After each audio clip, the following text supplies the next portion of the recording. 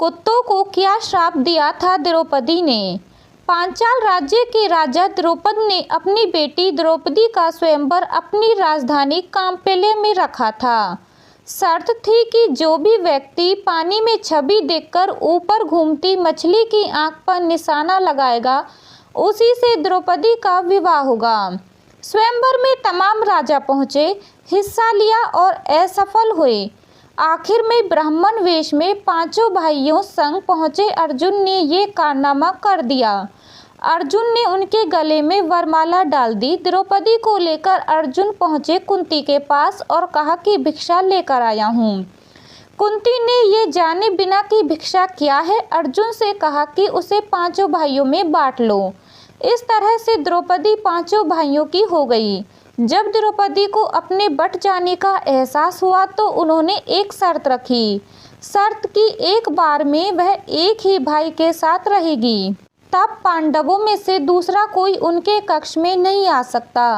अगर कोई इस नियम का उल्लंघन करता है तो उसे 1 साल का वनवास झेलना पड़ेगा। सभी ने इस शर्त को मान लिया। तय किया गया कि जो भी भाई द्रौपदी के कक्ष में जाएगा वह अपनी पादुका यानी अपना जूता कक्ष के बाहर छोड़ देगा। इससे सभी को अंदाजा हो जाएगा कि कोई दूसरा भाई द्रौपदी के साथ है।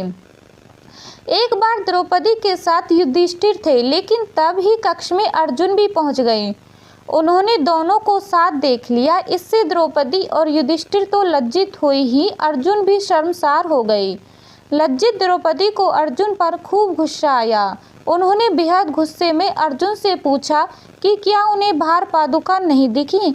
इस पर सिर नीचे किए अर्जुन ने कहा नहीं।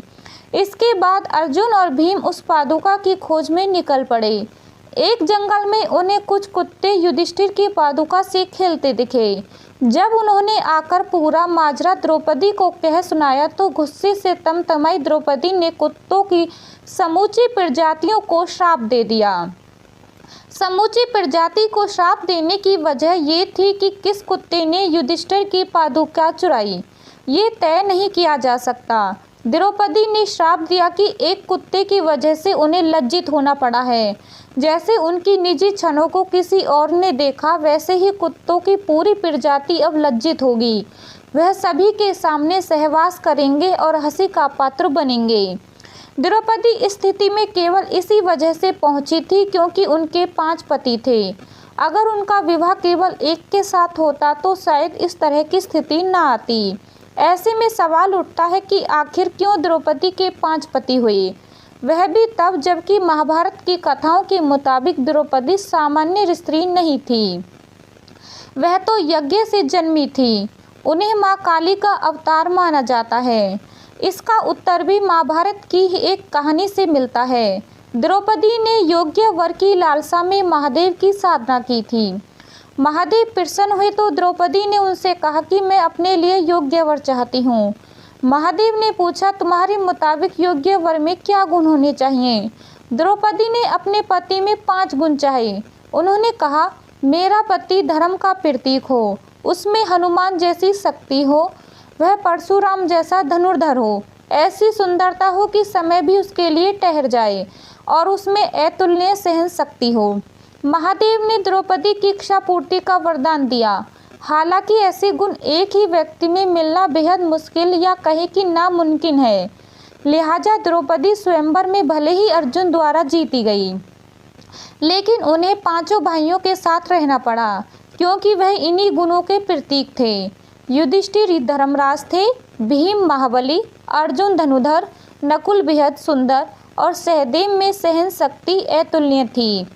द्रौपदी का वरदान ही उनके लिए अभिशाप बन गया। द्रौपदी के लिए ये गर्व भी था कि उनकी मनोकामना के सभी गुण उनके पतियों में थे, लेकिन ये दुर्भाग्य भी था कि वह गुण एक में नहीं बल्कि 5 अलग लोगों में थे। द्रौपदी को जब 5 भाइयों में बांटे जाने की बात पता चली तो उन्हें भी अपने वरदान का एहसास हुआ। लिहाज उन्हें इसे अपने ही तप का फल मानकर स्वीकार कर लिया। हालांकि स्त्री लज्जा की खातिर उन्होंने एक वक्त में एक पति के ही साथ रहने का नियम बनाया था। और अधिक जानकारी के लिए हमारे चैनल को लाइक, शेयर, सब्सक्राइब जरूर कीजिए।